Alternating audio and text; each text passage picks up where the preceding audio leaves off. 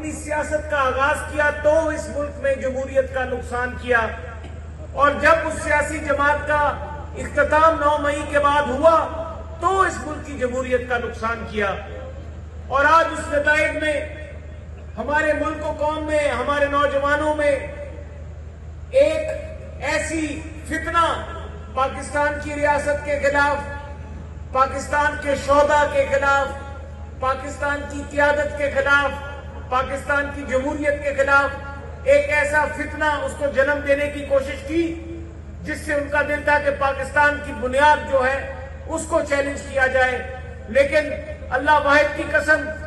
جو ملک جس کی بنیاد اسلام پر رکھی گئی، جو نظریہ پاکستان مسلمانوں کا ایمان پہ سے منسلک ہے، پاکستان جس کا مطلب لا الہ الا اللہ محمد الرسول اللہ ہے، وہ ملک، وہ قوم ایسے فتنے سے کبھی بھی مایوسی کا شکار نہیں ہوگی۔ چاہے ہمیں اس بات کا عزم ہے، یقین ہے کہ جب ہم نے اس فتنے کو للکارا، ہماری جماعت نے ہمارے خلاف سازشیں ہوئی، طرح طرح کی سازشیں ہوئی۔ آج وہ جو بات کرتے ہیں وہ دن بھول گئے کہ 2013 میں کس طریقے سے پاکستان کی پارلیمنٹ پہ حملہ کیا گیا، نواز شریف کو حکومت بناتے ساتھ ہی سازشوں کا سامنا کیا گیا،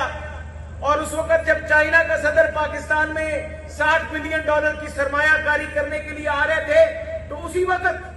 ڈی چوک میں وہی سازشی عناصر پاکستان کے مفاد کے خلاف دھرنا دینے کی للکاریں جو تھے وہ بلند کر رہے تھے۔ پاکستان کی ریاست پہ حملہ کیا گیا، پاکستان کی سالمیت پہ حملہ کیا گیا، پاکستان کے 22 کروڑ عوام کے جو نمائندے ہیں پارلیمان، اس جگہ پر حملہ کیا گیا۔ اگر اس دن ہی، اس وقت ہی ان کے خلاف یہ مقدمات بنائے جاتے اور ان کو قانون توڑنے کی سزائیں دی جاتی تو آج نہ پاکستان اس وقت اس معاشی بحران کا شکار ہوتا اور نہ ہی 9 مئی کا واقعہ ہوتا۔ تو میں انہی الفاظ میں جو یہ بات ہو رہی ہے کہ جس سازش کا سامنا ہوا، جس طریقے سے سب کچھ کیا گیا، اس کے باوجود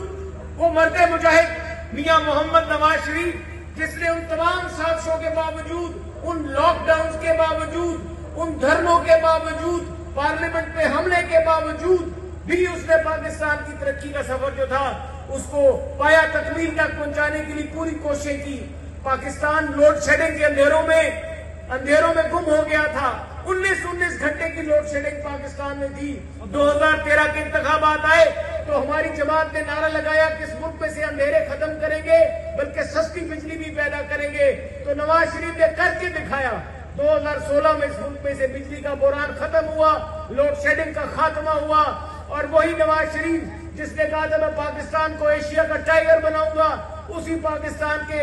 اسی شیر مرد مجاہد کی وزارت عظمیٰ کے دوران چائنا کے صدر پاکستان آئے، $60 ارب کی سرمایہ کاری ہوئی، پاکستان میں سڑکوں کے مزید جال بچھے، بجلی گھر لگے، سرمایہ کاری ہوئی، لوگوں کو روزگار ملا، لوگوں کو اچھا باعزت طریقے سے روزگار ملا، نوجوانوں کو نوکریاں ملی، اور جو کہتا تھا 1 کروڑ نوکریاں دوں گا اور 50 لاکھ گھر بناؤں گا، اس کا تو اپنا گھر بھی ثاقب نثار نہ ہوتا تو جائز نہ ہوتا۔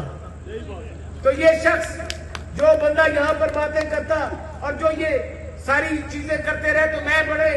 بلکہ 12 کھوڑ کی عوام سے میں ایک اپنا ذاتی واقعہ بتاؤں گا کہ ایک دن میں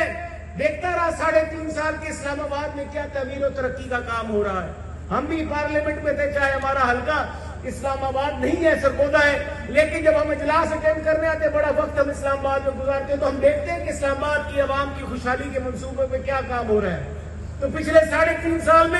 میں نے اگر کوئی اسلام آباد میں کام ہوتا دیکھا 12 کھوڑ کے پاس، تو ایک دن میں گزر رہا تھا مری جا رہا تھا، رستے میں نے دیکھا ایک یو ٹرن کا افتتاح ہوا۔ میں حیران ہو گیا، میں نے زندگی میں پہلی دفعہ ایک یو ٹرن کا افتتاح دیکھا، اور میں نے اس کی تصویر کھینچ کے اس وقت کے MNA کو بھیجی۔ میں نے کہا مبارک ہو، تم نے اپنے لیڈر کی روایت کو قائم رکھا ہے اور تم نے بھی یو ٹرن کا افتتاح کیا۔ تو یہ کام ہوا آپ کے حلقے میں، یہ کام ہوا آپ کے علاقے میں کہ ایک یو ٹرن بنا، اور شہباز شریف کا ایک سال کا 8 مہینے کا دور آیا تو آپ کے بائی پاس بنے، آپ کے علاقے میں ترقیاتی کام ہوئے، ان کا آغاز ہوا، اور انشاءاللہ نواز شریف صاحب جب پاکستان واپس لوٹیں گے تو وہی ترقی کا سفر جس کا اختتام ایک عدالتی، ایک جعلی جھوٹے عدالتی فیصلے کے ذریعے کیا گیا، دوبارہ سے جن لوگوں نے نواز شریف کے خلاف سازش کی، اللہ نے کہا میں نے اپنا فیصلہ، میاں نواز شریف نے کہا کہ میں نے اپنا فیصلہ اللہ پہ چھوڑا ہے۔ تو دیکھیں وقت نے دکھایا کہ ایک ایک سازشی عنصر، ایک ایک شخصیت جو سازش میں ملوث تھی، وہ ایک ایک شخصیت بتاتی رہ گئی کہ میں نے